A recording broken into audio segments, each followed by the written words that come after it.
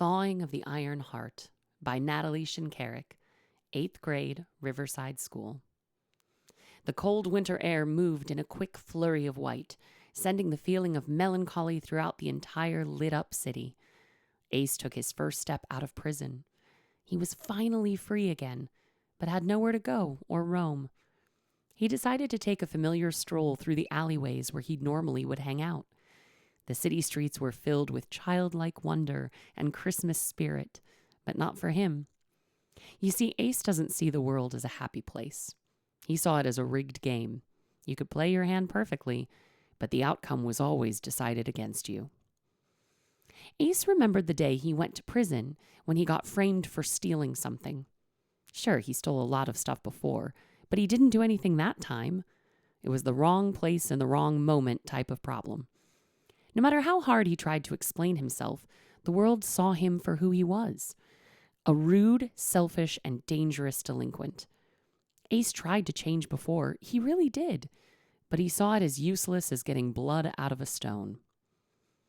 Through the cold yet brisk wind of the winter night, Ace finds himself back at the place that made him realize that life isn't always going to be kind to you.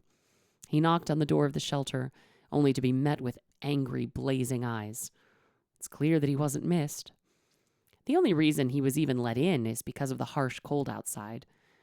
Because Ace saw no point in following rules, he did his own thing, and his defiance caused lots of people to realize that he's a spontaneous delinquent. He went to bed that night, staring out of the window, wondering, what would he do with his life now? His first day back in the city dragged on. There was just something so lonely about it.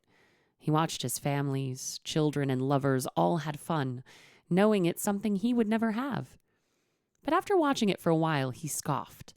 I don't need anybody.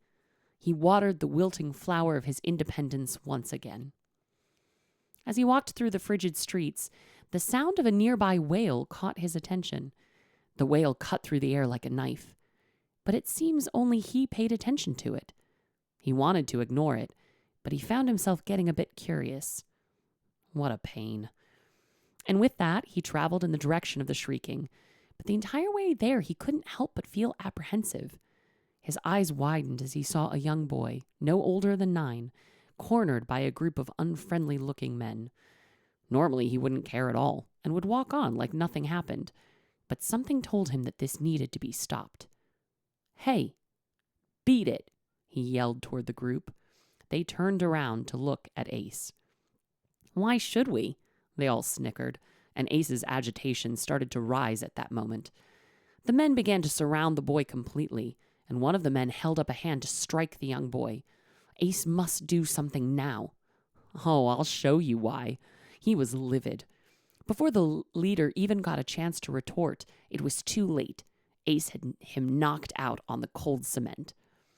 The little boy watched it in amazement. The other men decided to back off, and they ran with their tails between their legs and gave Ace one last glare. He let out a sigh. You all right, kid? He said gruffly, feeling embarrassed. Ace had actually helped someone. I'm okay. Thank you so much, sir. He stood up and looked at him gratefully. Yeah, whatever. I just did it so I wouldn't have future trouble with them. He tried to play it cool, but he knew deep down that it was another lie. So, where are your parents? He hid the concern in his tone. I lost my mom. When Ace heard those words, his expression softened. He then set off to look for the boy's mother. Something very unlike him, but it seemed as if a new version of himself began to take over, like a coin being flipped to reveal a new face. After a while searching, he found a mother weeping on a park bench.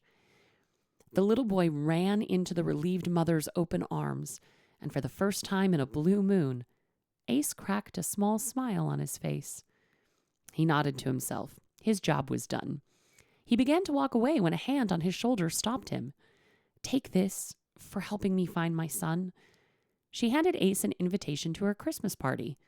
He took it, walked away, and scoffed. Days before the party, he couldn't stop thinking about what he did.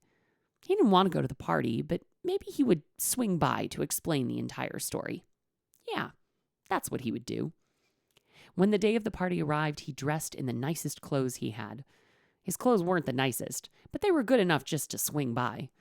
He arrived at the party looking grumpy as usual, but something about the warm environment calmed him from all the burdens tugging in his heart.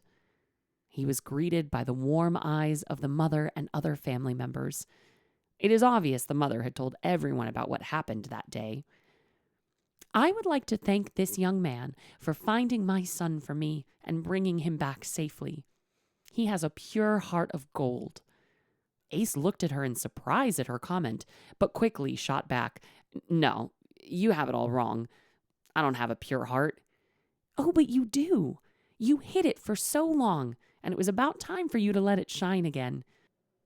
You showed us all that no matter how chaotic the world is, there's always some hope left in one small act of good.